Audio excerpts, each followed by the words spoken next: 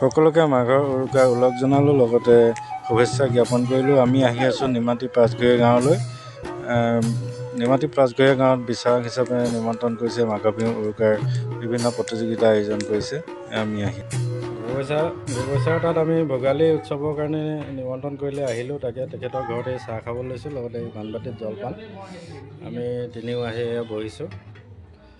খাবলৈ লৈছোঁ দৈ চিৰা, পিঠা, জেলপি, লাডু, নাৰিকলৰ লাড়ু।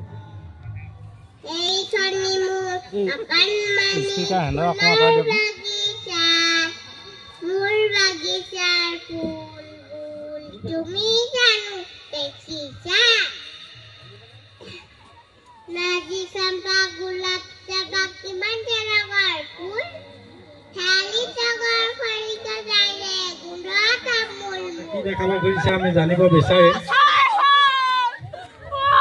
তেখেতলোকৰ প্ৰদৰ্শন দেখাই আছে।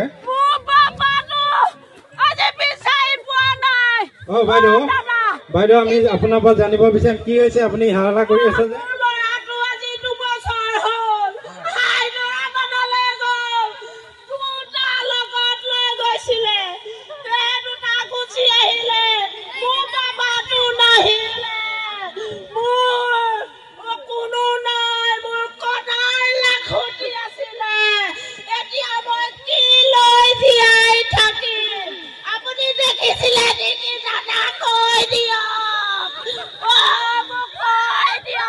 ধন্যবাদ। তেখেতৰ ল'ৰাটো নাইকিয়া হৈ গৈছে বুলি জনাইছে, গতিকে তেখেতে হাবাথুৰি খাই বিচাৰি ফুৰিছে। গতিকে আমি এটা অনুৰোধ জনাম, আমি সংবাদ মাধ্যমৰ যোগেদি তেখেতৰ ল'ৰাটো য'তেই আছে আমি আহিবৰ কাৰণে ধন্যবাদ জনাম। লগতে আৰু এগৰাকী বাইদেউ আছিলে, আপুনি বাইদেউ কি দেখাব খুজিছে? সেই বাইদেউগৰাকীৰ লগৰ নহয় জানো? গতিকে আইতা আৰু মানে শাহু আৰু বোৱাৰীয়ে নাতিটোক বিচাৰি ফুৰিছে নহয় জানো? গতিকে এতিয়া কি কৰিব, কেনেকৈ বিচাৰিব? এইটো কৰি যাবই লাগিব নহয় জানো? গতিকে আপোনালোকে দেখাই গ'লেহে সৰুখিনিয়ে জানিব।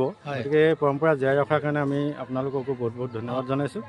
ধন্যবাদ। আমাৰ আশা থাকিল ভৱিষ্যতলৈ যাতে চলি থাকে। নিশ্চয় মোৰ শান্তিৰে থকা চাগে। আমাৰ চহৰীয়া অঞ্চলত কংক্ৰিটৰ জগতখনত আমিনো শান্তিত থাকিবলৈ পাওঁ ক'ত? তোমালোকে অন্ততঃ ৰাতিটো ভালকৈ শুবলৈ পোৱা। ৰাতিটো ভালকৈ শুবলৈ পোৱা কথাষাৰত কিন্তু মই ৰৈ গ'লোঁ। বাকীখিনি কথাত মই ঠিকেই, হয় আমি গাঁৱত থাকোঁ, খুব ভালদৰে থাকোঁ, আমাৰ মাজত মিলা প্ৰীতি আছে, ঐক্যতা আছে। কিন্তু তেওঁ যে ক'লে যে তোমালোকে ৰাতিটো অন্ততঃ শান্তিৰে শুবলৈ পাৰা, সেই কথাষাৰত কিন্তু মই তেওঁক হয় ভৰি দিব নোৱাৰিলোঁ। কিয় জানেনে? কাৰণ তেওঁ মই ক'লোঁ আপুনি আহিবচোন, আঘোণ মাহৰ সেই সময়ছোৱাত মাত্ৰ 2টা দিন থাকিব আমাৰ গাঁৱত। সেই সময়ছোৱাত আপুনি আহিলে অনুভৱ কৰিব প্ৰত্যেকজন কৃষিজীৱী ব্যক্তিয়ে এটা ৰাতিও কিন্তু শুবলৈ নাপায়। আমাৰ গাঁৱত, আমাৰ অঞ্চলটোলৈ হাতীৰ খুব পদাৰ্পণ হয়। হাতীৰ পদাৰ্পণ হোৱাৰ বাবেই প্ৰত্যেকটো ৰাতি প্ৰত্যেকজন ব্যক্তি, প্ৰত্যেকজন কৃষিজীৱী ব্যক্তিয়ে ৰাতিটো বৰ অনাহাৰে উজাগৰে কটাব লগা হয়। আপুনি আহিব 2 দিন কটাবহি, কিয়নো গাঁৱত থকাৰ মাদকতা, সেই কষ্টৰ মাজতো গাঁৱত থকাৰ মাদকতা হয়তো আপুনি তেতিয়া অনুভৱ কৰিব পাৰিব। এতিয়া আহোঁ মাঘ বিহুৰ প্ৰসংগলৈ।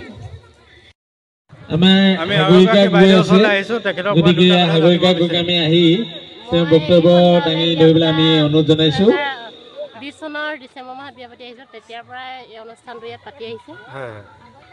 বৰ্তমানলৈকে পাতিয়ে আছে আৰু ভৱিষ্যতেও চাগে পাতি থাকিব। সকলো সহযোগ থাকিলেহে পাতিব। প্ৰিয়ংকা, গতিকে খুব এটা ভাল পৰম্পৰা দেখিলোঁ। প্ৰিয়ংকা আছে আমাৰ মাজত, প্ৰিয়ংকা গোহাঁই। প্ৰিয়ংকা গোহাঁইক আমি আহি তেওঁ বক্তব্য দাঙি ধৰিবলৈ আমি জনাইছোঁ। আমি যিমান দূৰ আহিলোঁ এনেকুৱা ভাগ অনুষ্ঠান এতিয়ালৈকে নাই পোৱা। গতিকে আপোনালোকৰ ইয়াত দেখি আমি যথেষ্ট আনন্দিত। আমি ইতিমধ্যে আমি দেখা পাইছোঁ সহযোগ কৰি যথেষ্ট আনন্দিত নহয় জানো? আৰু ৰাতিলে কি অনুষ্ঠান আছে? ৰাতিলে দিহানাম আছে, সত্ৰীয়া নৃত্য আছে। ছগৰাকী প্ৰতিযোগীয়ে তেওঁলোকৰ বক্তব্য দাঙি ধৰিলে। আমি দেখাত আৰু কোনো প্ৰতিযোগী নাই। ঠিক আছে, ধন্যবাদ। গতিকে আমি অনুষ্ঠানত এজন আৰক্ষী বিষয়াক লগ পাইছোঁ। যিহেতু তেওঁ আৰক্ষী বিষয়াত থাকে, তথাপি এই আজিৰ দিনটোত তেওঁ যিকোনো সময় যেনেকৈ হ'লেও মিলাই পিনি এই অনুষ্ঠান ভাগত সহযোগ কৰেহি। কিহৰ কাৰণে কয় তেওঁৰ মুখেৰে দুআষাৰ শুনিব বিচাৰিম। মোৰ ফালৰ পৰা ভোগালী বিহু তথা নতুন বছৰ হিচাপে সকলোকে ওলগ জনালোঁ আৰু বিশেষকৈ তেনেকৈ হেৰি ছুটি পোৱা নহয় বাৰু মই বেছি দিনৰ নহয় অলপ দিনৰ ছুটিৰ কাৰণে আহিছোঁ মানে বিশেষকৈ পাবলৈ টান হয় তেও মানে কেতিয়াবা মিলি যায় আচলতে আৰু আহিছোঁ ইয়াত পৰিৱেশটো ভাল লাগিছে দেখি অনুষ্ঠানটোত আপুনি উপভোগ কৰি ভাল পায় ভাল পাওঁ নিজৰ তেজৰ যিহেতু আমাৰ পৰম্পৰা নহয় জানো গতিকে সেইটোৱে আপোনাক সেইকাৰণে লগ পাই খুব ভাল লাগিলে মোৰ এটা চেনেল আছে চেনেলৰ যোগেদি অসমবাসী ৰাইজকো জনাইছোঁ সকলোকে ভোগালীৰ শুভেচ্ছা জনাইছোঁ আৰু আপোনাৰ এই অনুষ্ঠান এনেকৈ চলি যাব আৰু আমি ডাঙৰখিনিয়ে সদায় দেখাই গ'লেহে ল'ৰা ছোৱালী লগতে আপোনালোকৰ সহযোগীও মানে কামনা কৰিছোঁ আৰু ধন্যবাদ থাকে মণিমালা গগৈ আমি আৰু এজন দাদাৰ ওচৰলৈ আহিছোঁ এই ভোগালী উৎসৱৰ বিষয়ে আপোনাৰ অনুভৱ তথা আপোনালোকে যে এনেকৈ পৰম্পৰা সদায় জীয়াই ৰাখিছে এই বিষয়ে দুআষাৰমান কওক আপোনাৰ নামটো কৈ ল'ব নমস্কাৰ মোৰ নাম শ্ৰী বলিন গগৈ হয় হয় আমি আচলতে এইটো আমাৰ পৰম্পৰা উৎসৱ আমি এই পৰম্পৰা উৎসৱটো আমি প্ৰায় 15 ঘৰ মানে পাতোঁ কিন্তু কথা হ'ল কি এতিয়া আজি এইবাৰ হয়তো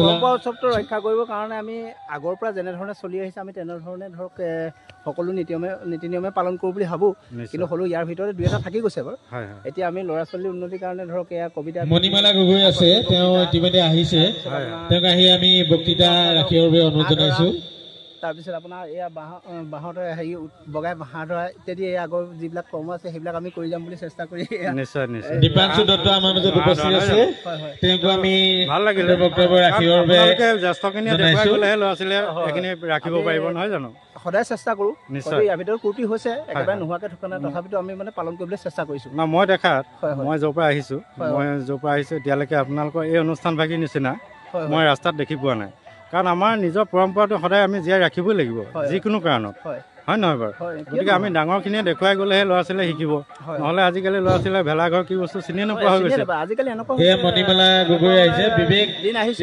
আজিকালি ল'ৰা ছোৱালী মোবাইলহে চিনি পায় দীপাংশু দত্ত আহিছে আমাৰ মাজত বক্তৃতা ৰাখিবলৈ লগতে মণিমালা গগৈও আহিছে তেওঁ মণিমালা গগৈক আমি খন্তেক কৰিবলৈ অনুৰোধ জনাইছোঁ দীপাংশু লাগিলে আৰু এনেকৈ সদায় পৰম্পৰা ৰাখি মানে কাৰ্যসূচী চলাই যাব আমাৰ চেনেলৰ ফালৰ পৰা ধন্যবাদ জনালোঁ মই ইয়াৰ এই সুযোগতে মানে অসমবাসী দত্তক আমি বক্তব্য ৰাখিবৰ বাবে জনাইছোঁ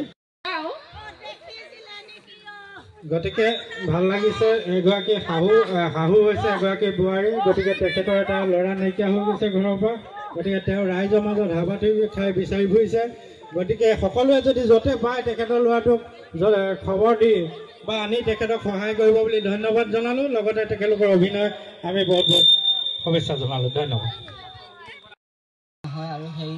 আমি আজি অৰ্জুনতল চাৰিআলি ভোগালী উৎসৱত আহি পেলাই আমি উপস্থিত হৈ যথেষ্ট আনন্দিত লগতে আমাৰ ইয়াতে আয়োজিত ভুৱন গগৈ ছাৰক লগ পাইছোঁ ভুৱন গগৈ ছাৰৰ পৰা আমি এই বিষয়ে দুআষাৰমান জানিব বিচাৰিম আমাৰ এই অৰ্জুনতল চাৰিআলিত আমি এইবাৰ আমাৰ সপ্তম বাৰ্ষিক ভোগালী উৎসৱ গতিকে আমি এই 7 বছৰ দিন বিগত 6 বছৰ দিন যেনেকৈ পাতি আছিলোঁ আমি সপ্তম বৰ্ষত ভৰি দিছোঁ আমি এই সপ্তম বৰ্ষতো আমি উলহ মালহে আমি বিভিন্ন গীত মাতেৰে তথা কবিতা আবৃত্তি কুইজ চিত্ৰাংকন ইত্যাদি আমাৰ প্ৰতিযোগিতা ভেকশ্যন হাঁহ ধৰা এইসকলৰ পৰা আমি এইবাৰ সপ্তম বৰ্ষত আমি উদযাপন কৰিছোঁ গতিকে আমি বিগত যোৱা কেইবছৰতো আমি এনেধৰণে আমি এই ভোগালী উৎসৱ আমি মাত্ৰ 13 ঘৰ মানুহে আমি এই উৎসৱটি হেৰি কৰোঁ পালন কৰোঁ গতিকে আমি 13 ঘৰৰ ভিতৰতে আমি এই উৎসৱটি বৰ আনন্দ উল্লাসে থাকোঁ আৰু আমি খুব মিলা প্ৰীতি আমি এই সপ্তম বাৰ্ষিকটো আমি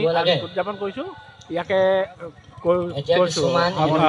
ধন্যবাদ আপোনাক বহুত বহুত ধন্যবাদ এতিয়া আকস্মিক বক্তৃতা চলি আছে নহয় জানো কিন্তু আপোনাৰ মুখে এটা কথা গম পালোঁ এনে আপোনালোকৰ গাঁওখনতো যথেষ্ট মানুহ আছে কিন্তু তাৰ ভিতৰত যে আপোনালোক 13 ঘৰ মানুহে এই আমাৰ আদিম পৰম্পৰা যিহেতু মাঘ বিহু উৰুকাৰ এই যি প্ৰস্তুতি অকল আপোনালোকে প্ৰীতিভোজতে সামৰণি ৰখা নাই কণ কণ ছাত্ৰ ছাত্ৰীখিনিৰ উন্নতিৰ সপক্ষে আপোনালোকে যথেষ্ট প্ৰতিযোগিতা ৰাখিছে লগতে মহিলা পুৰুষ সকলোৰে কাৰণেও হাঁহ ধৰা আপোনাৰ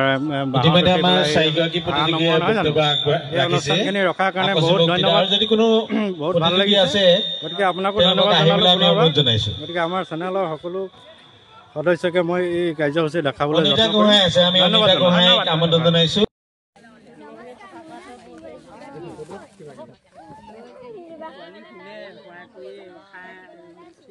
মোৰ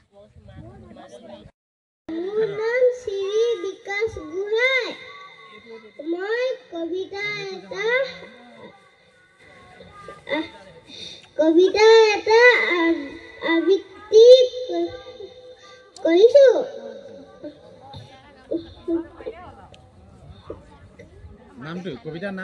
কবিতাৰ নামটো হয় কবিতাৰ গীত।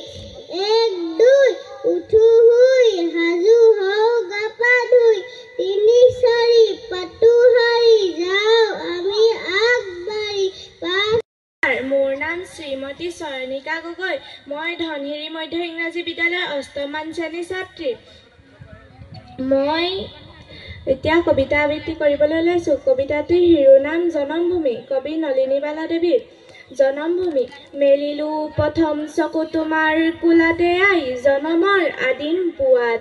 মুদিম আকৌ চকু তোমাৰ কোলাতে শুই জীৱনৰ শেষ সন্ধিয়াত।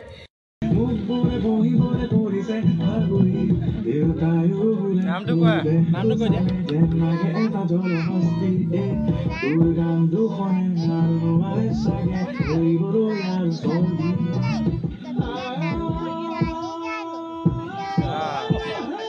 ঠিক আছে, ধন্যবাদ।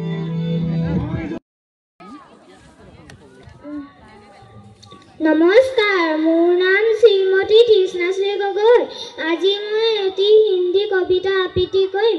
কবিতাটিৰ নাম হ'ল कोशिश करने वालों की हार नहीं होती, लहरों से जलकर नौका पार नहीं होती। कोशिश करने वालों की हार नहीं होती। नन्ही चींटी जब दाना लेकर चलती है, चलती दीवारों पर 100 बार फिसलती है। गिरकर चलना चलकर गिरना ना करता है, मगर उसकी कोशिश बेकार नहीं होती। कोशिश करने वालों की हार नहीं होती। जब तक न सफल हो नींद चैन को त्यागो तुम, कोशिश करने वालों की हार नहीं होती। नमस्कार।